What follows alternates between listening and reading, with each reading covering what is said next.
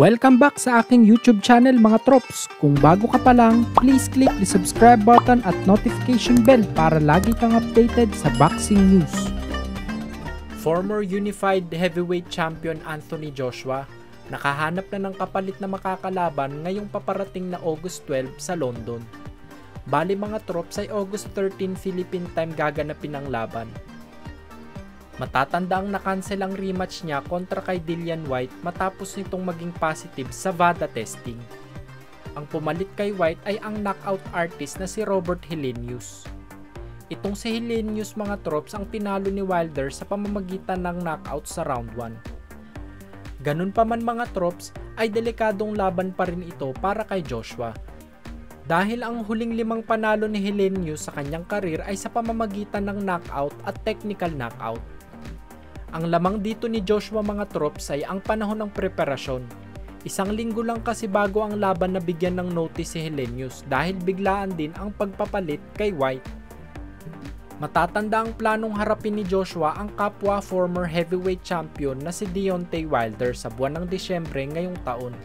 Kaya magiging magandang basehan ang laban na ito ni Joshua kontra Helenius kung makakasabay pa ba talaga siya sa mga elite heavyweight boxers sa kasalukuyan.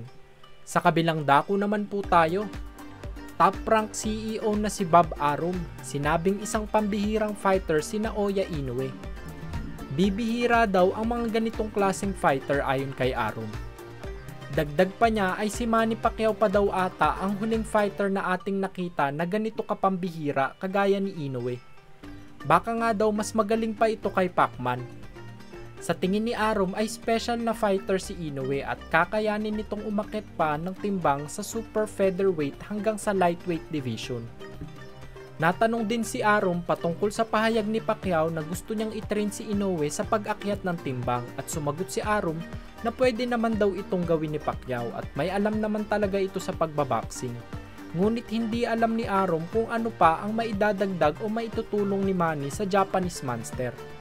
Mahal daw niya si Manny Pacquiao ngunit hindi ni Arum nakikitaan ng kahit na anong kakulangan si Inoue.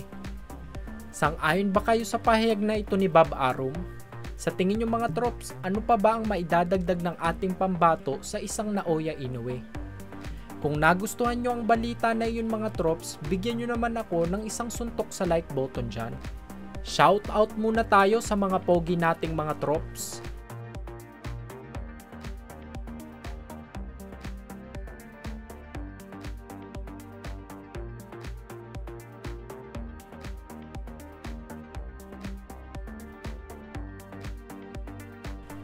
Yun lamang po at maraming salamat.